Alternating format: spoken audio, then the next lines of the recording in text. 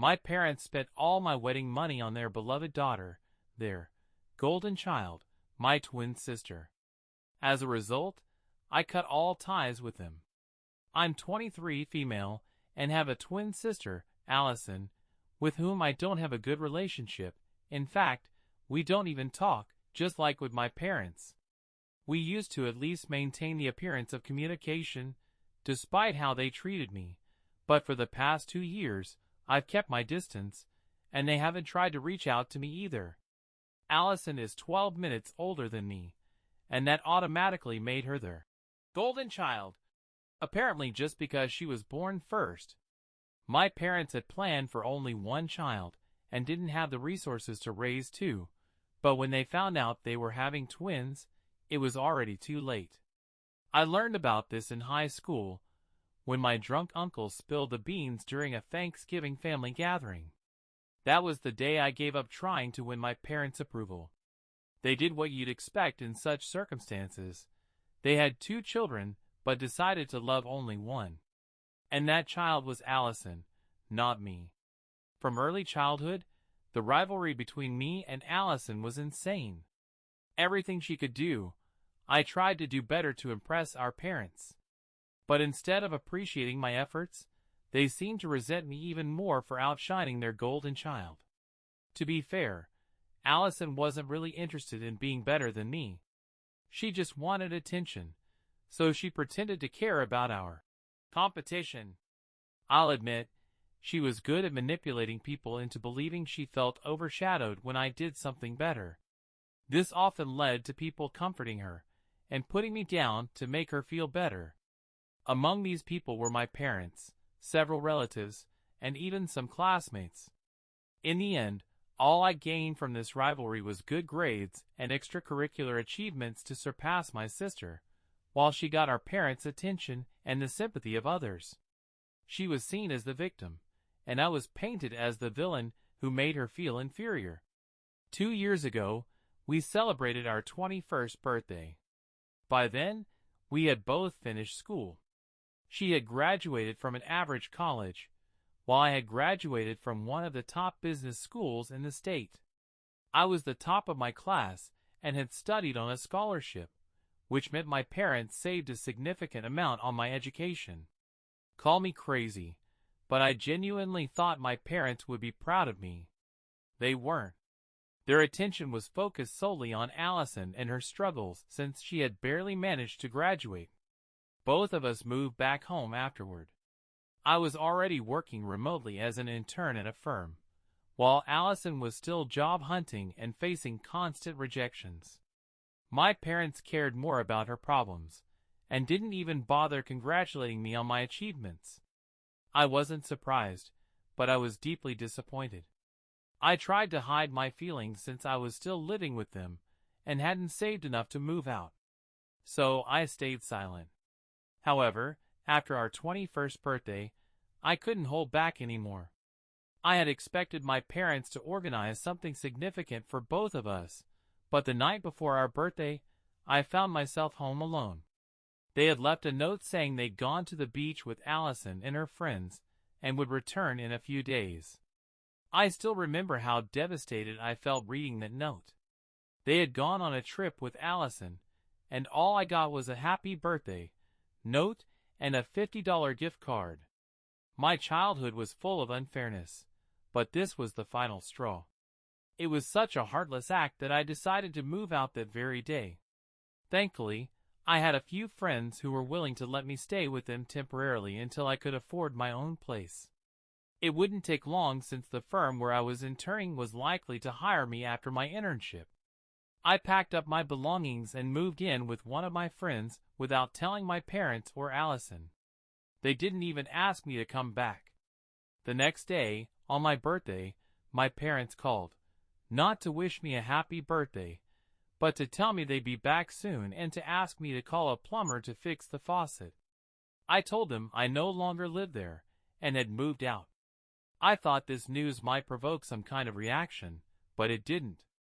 My parents were indifferent, and Allison didn't care at all. That was it, the last time I truly spoke to my family. Since then, I haven't returned home or heard anything from my parents. Occasionally, I hear updates about Allison from mutual friends, but that's all. Over the past 2 years, I've worked hard, and now I have my own place. It's not a mansion, of course, but it's a great apartment in a nice neighborhood. My income allows me to cover rent, which is already an achievement, considering that most people my age haven't reached this level of financial independence so quickly. I'm happy with how my life has turned out and try not to dwell on my family. I know that Allison got married a few months ago to a businessman nearly 10 years older than her, and is now living her best life in California. Then, 2 days ago, I got a call from my uncle, who said I urgently needed to visit my parents because they had been in a serious car accident and wanted to see me. I rushed to the hospital because, of course, I'm not entirely heartless. When I arrived, I learned they had been in the hospital for several days already. A truck had crashed into their car. They survived but sustained serious injuries. My parents didn't have health insurance because my dad always believed that if we just took care of our health, we wouldn't need hospitals. Honestly, it's one of the most ridiculous beliefs I've ever heard. Initially, my parents reached out to my sister, but she refused to visit or help. She claimed it would be absurd for them to ask her wealthy husband for financial assistance so soon after their wedding. She didn't want to come across as a gold digger. Additionally, she didn't want to leave her home or her husband's 2 children from a previous marriage. She was too busy playing the role of a happy homemaker to visit her parents in the hospital after a terrible car accident. Even if Allison had wanted to help financially, she couldn't have. If her husband didn't approve, she wouldn't even be able to afford a plane ticket home. She's now a stay-at-home mom for kids who aren't even hers. So much for the golden child and beloved daughter. I couldn't believe my parents didn't even have the decency to call me themselves to inform me of the accident. What made me even angrier was when my uncle revealed that they now wanted me to cover their medical expenses. It's a huge amount, and it would take me a long time to recover financially from such a burden. I don't want to spend that kind of money, especially on people who never cared for me or showed me any love my entire life. I know they have other relatives who could help. Even if I don't pay, someone else will eventually step in, although it might be more humiliating for my parents to take money from others. They'd certainly have to pay those people back faster than they'd ever repay me, or so they claimed when asking me to cover the bills. They even promised I'd give my money back quickly. Right now, I'm in a difficult position. I can either humiliate my parents by refusing to pay their medical bills and focus on my own well-being, or I can help them, lose my own money, and wait for them to, possibly, pay me back. If I'm being honest, I have no real desire to help them. We haven't spoken in 2 years, and our relationship has been bad my entire life.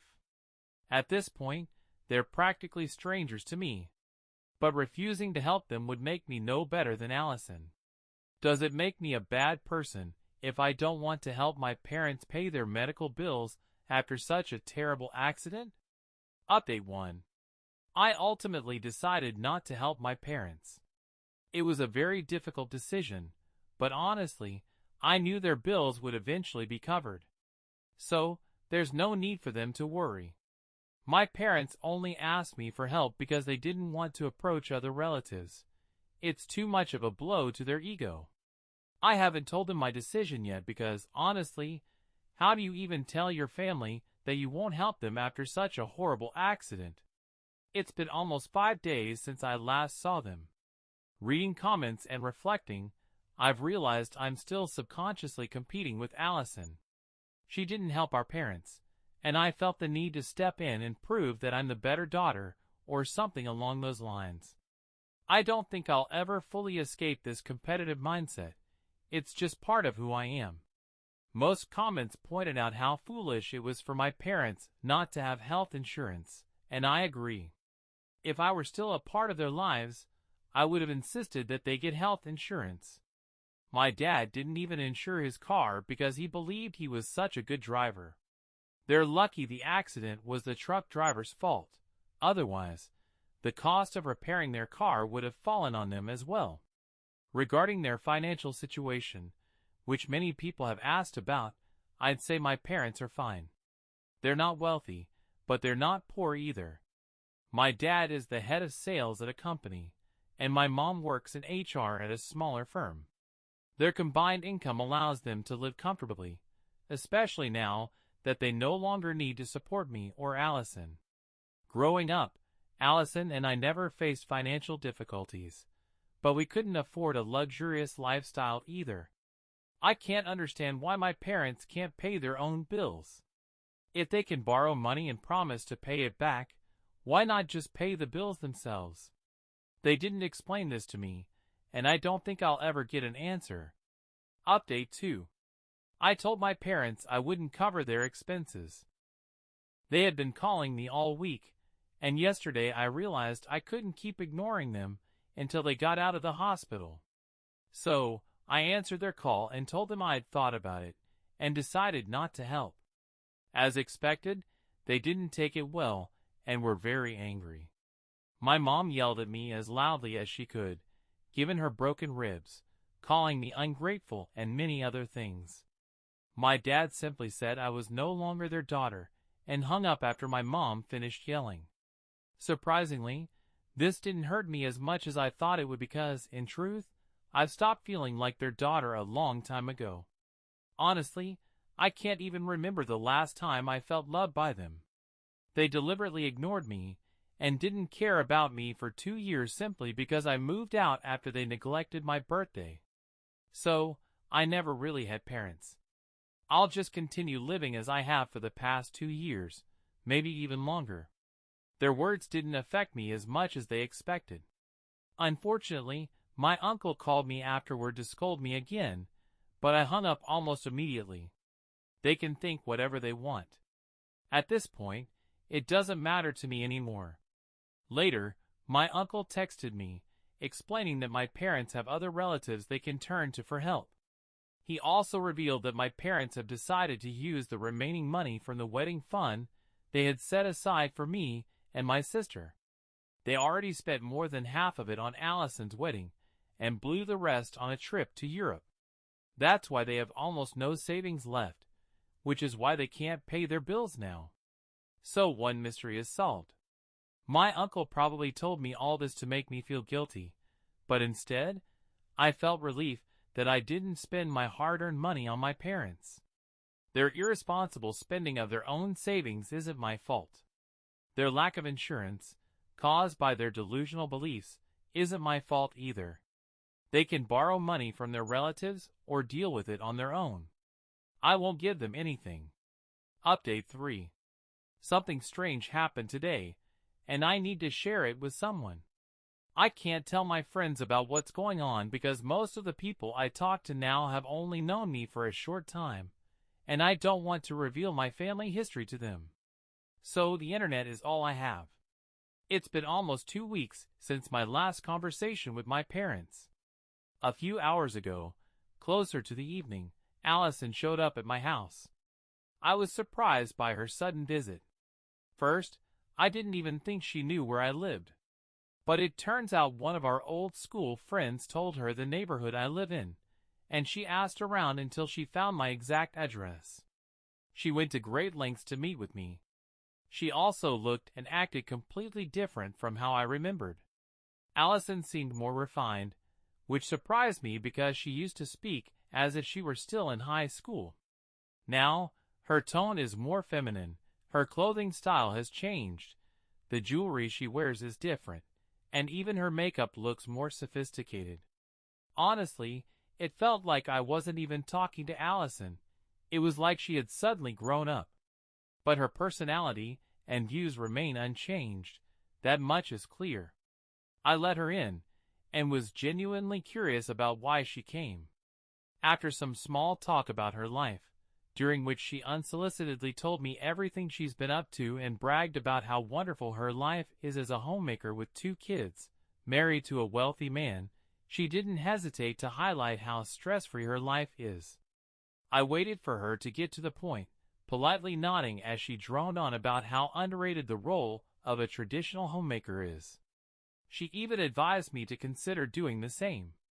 I couldn't wait for Allison to finally stop talking about unrelated things and get to the point, which she did after about 15 minutes of chatting about her life. She explained that she had returned because, according to her, our parents had begged her to come back after the accident. They didn't need her money, they just wanted her to be with them.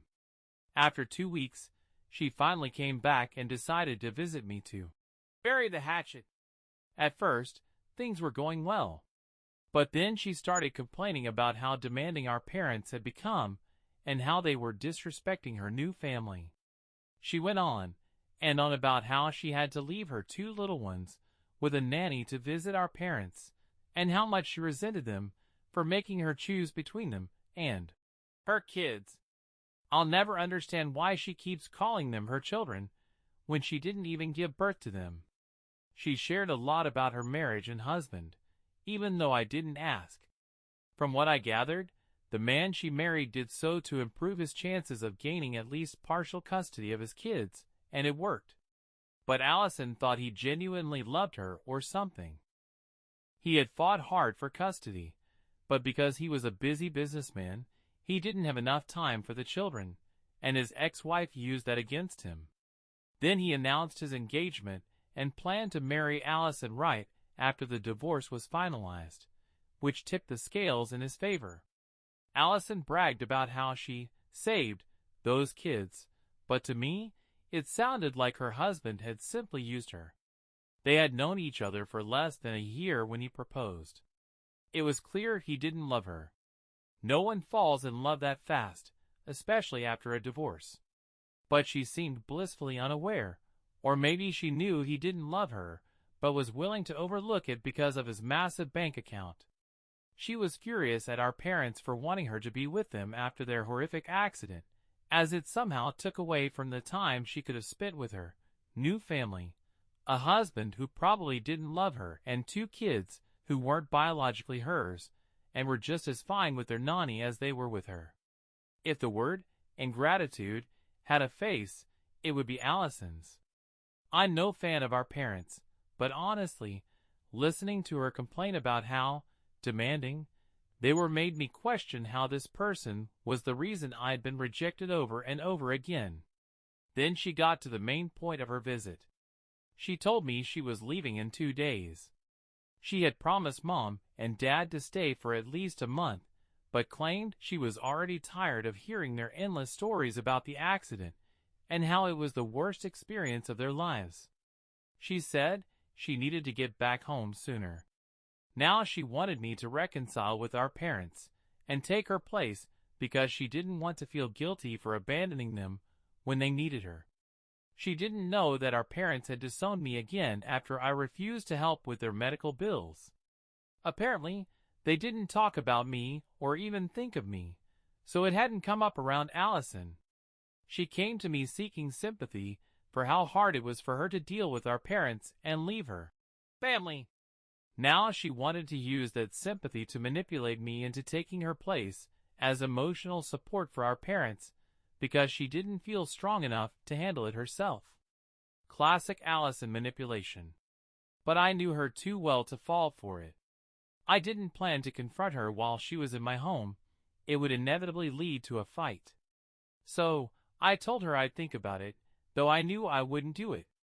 She left, telling me to keep in touch, but we both knew she didn't mean it. I was genuinely relieved to see her go. Not only is she a terrible and selfish person, but she's also an incredibly dull conversationalist. I could barely get a word in while she endlessly droned on about her uninteresting life in California. Her life essentially revolves around parties, her stepchildren, and her husband. She thinks she's living the dream, but I find it incredibly sad. Her husband clearly doesn't love her, and the kids spend half their time with their biological mother, who they will likely always choose over Allison. That's just how it is. As for me, I've already chosen a life that is completely disconnected from my family, because they don't deserve even a fraction of my attention or sympathy. If today taught me anything, it's that I was right to distance myself from my parents and sister. They're incredibly selfish and cruel, and I doubt they're capable of thinking about anyone other than themselves, especially Allison. At least now I've managed to cut ties with them completely. It's unlikely they'll be able to contact me anytime soon. I blocked Allison immediately after she left, and my parents and other relatives have been blocked for several days. I think I'll finally have some peace, at least for the foreseeable future. I hope they don't try to reach out again, because my life is much better without them. What do you think about this story? Thanks for sticking around until the end. Check out our previous video here and subscribe to our channel to avoid missing similar stories. Best of luck.